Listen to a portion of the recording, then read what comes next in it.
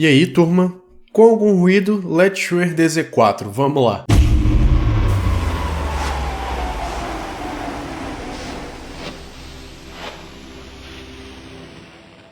O DZ4 custa $89, se a gente converter do dólar comercial do Ali, hoje daria aí em torno de 480, 490 reais. Acho que tá 470 hoje na loja da Let's Shure no Ali. Foi a própria Let's Shure que me mandou esse fone para eu dar as minhas sinceras impressões, tá? Sem ter que falar bem do fone. E ele tem uma configuração super exótica, né? Ele tem 3 falantes dinâmicos por lado, mais um radiador passivo. Aí você me pergunta, que cara é um radiador passivo? Então, quem aí já está acostumado com coisa de caixa de som automotivo também tem um pouco. O radiador passivo, ele é tipo um falante dinâmico, só que ele não tem nenhuma parte eletrônica, ele não tem bobina, ele não tem nenhum tipo de fiação, não chega energia elétrica nele. Isso faz com que ele funcione apenas por efeitos de variação de pressão e de ressonância. O quê? Como?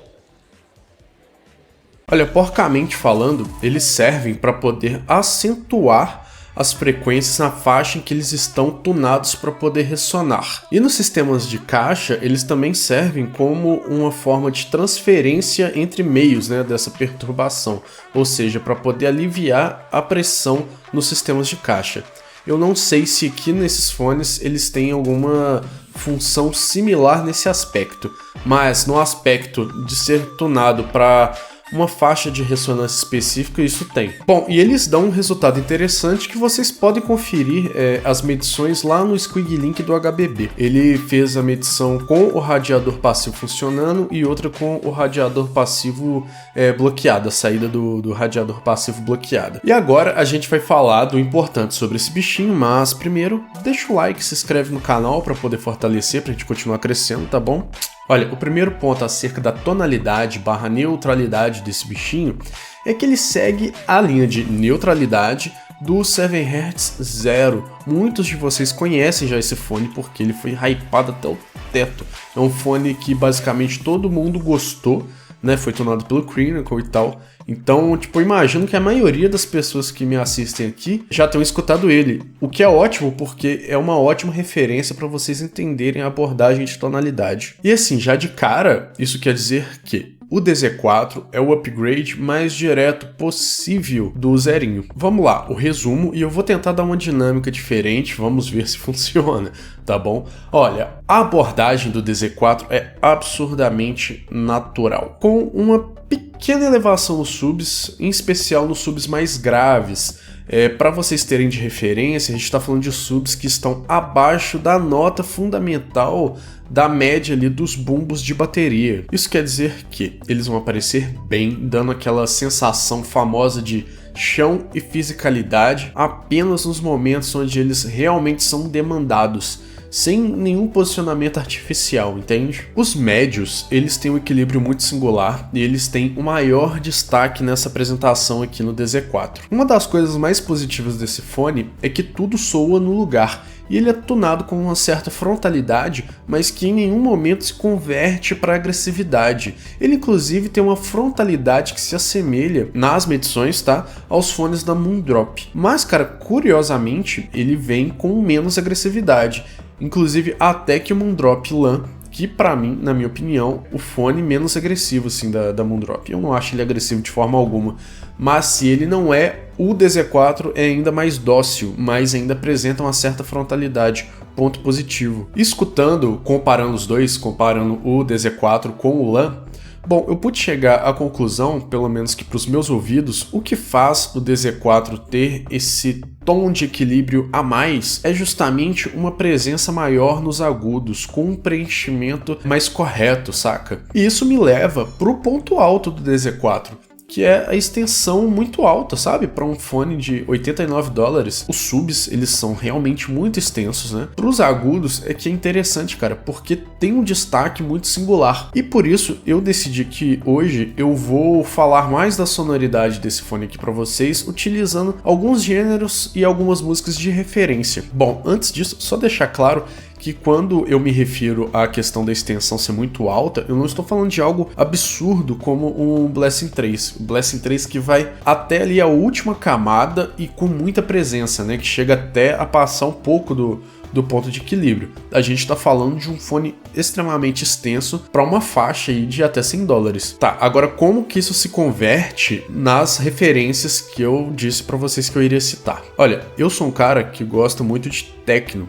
Então, para quem gosta de música eletrônica, meio que isso vai servir, porque a gente está falando de um gênero que trabalha muito nesses aspectos extremos das extensões. É um gênero que demanda muito chão e ao mesmo tempo demanda uma boa apresentação de texturas. São as coisas mais trabalhadas desse tipo de produção musical. Nisso, o DZ4 me traz uma imersão absurda. Ele não tem aquela pancada, tá? Agressiva de graves e principalmente de médio graves. Fones que tem essa pancada, por exemplo, o Tangin Oxygen e o Truffaut Zero Red, mais aquele chão que eu citei lá atrás faz toda a diferença aqui no DZ4. Ele traz naturalidade para timbres desse gênero que muitas vezes tem a apresentação em outros fones muito artificial. Então, o resumo do ponto positivo para mim é que ele traz a melhor apresentação de música eletrônica que eu já escutei até hoje para fones de até $100. Para mim, cara, ele é um pouquinho melhor do que a apresentação do Moondrop Arisnow / do Nukima, que é bem parecido assim. O ponto negativo aí foge um pouco do meu escopo, que é, no meu entendimento da preferência da maioria das pessoas, pode ser que algumas pessoas sintam falta daquela pancada mais agressiva aqui. Com isso, a gente vai para o soft rock, que eu vou englobar aqui na realidade um conjunto de gêneros ligados ao rock e blues, que trabalhem nuances mais acústicas com pouca distorção, sabe? Com muito abuso de violão, né? E algumas cordas, percussão, sem muito tratamento e esse tipo de coisa. Músicas com cadência leve, né? E aqui os recortes vão ser mostrados de maneira esplendorosa. Exemplo para os millennials que estão aí me assistindo, Iris do Google Dolls. Aqui é tudo separadinho, a apresentação é daquelas que você se perde naqueles detalhezinhos, sabe? Aquele cortezinho lá no fundo, no prato da condução, depois a textura do violão do lado esquerdo, esse tipo de coisa. Em algo mais moderno, eu posso trazer aqui de exemplo a apresentação do Hailstorm, que é uma grande banda, tá? No The Live Room da Warner. Nessa apresentação, a gente tem um belo cover de Empire State of Mind do Jay-Z, música estouradaça.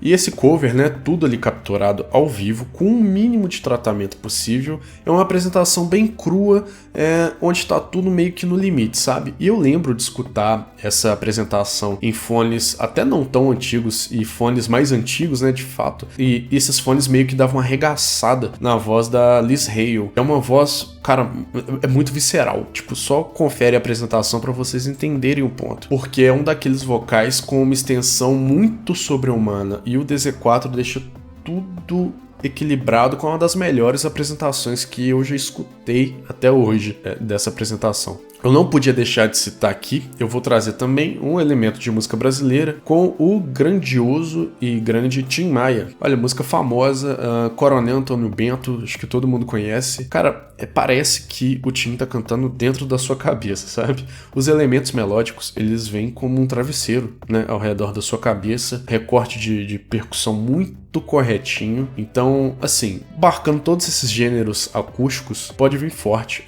Foi uma das minhas abordagens preferidas até hoje. Eu, pessoalmente, gosto desse tipo de apresentação para tudo, inclusive para poder escutar metal, e aqui eu vou ter o grande porém, tá? Bandas como Spirit Box e Ginger ficam sensacionais. Bandas modernas com um trabalho muito focado em equilíbrio ali na produção e tal, mas bandas, cara, como Korn, elas ficam extremamente agressivas, tipo assim, fica escroto. E isso meio que se repete para parte das bandas mais revoltosas dos anos 2000 ali, um pouco ali das bandas dos anos 90. A impressão que eu tenho é que o trabalho dessas bandas foi todo pensado para poder tocar em verdadeiros subwoofers, sabe? E obviamente, né, para os amantes de música orquestral, principalmente aí de trilha sonora, isso aqui serve muito bem, vocês estão muito bem servidos. Um trabalho que eu adoro é o The Arrow of Time, que é do John D. Boswell pro Melody Chip. Eu vou deixar linkado porque é um trabalho muito foda, vai lá conferir.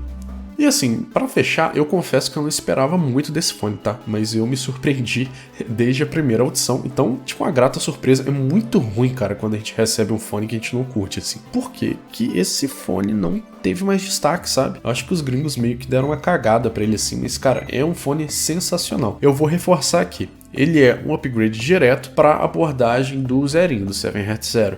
E para mim, ele passa a ser o upgrade definitivo até os $100, tá? Então, pelo amor de Deus, velho, para de insistir no Exa. Bom, bebam água, venham pro nosso grupo aberto lá no Telegram, vai estar linkado aí embaixo, e conheçam a nossa campanha no Apoia-se, tá? Para ajudar o canal a continuar crescendo. Fui!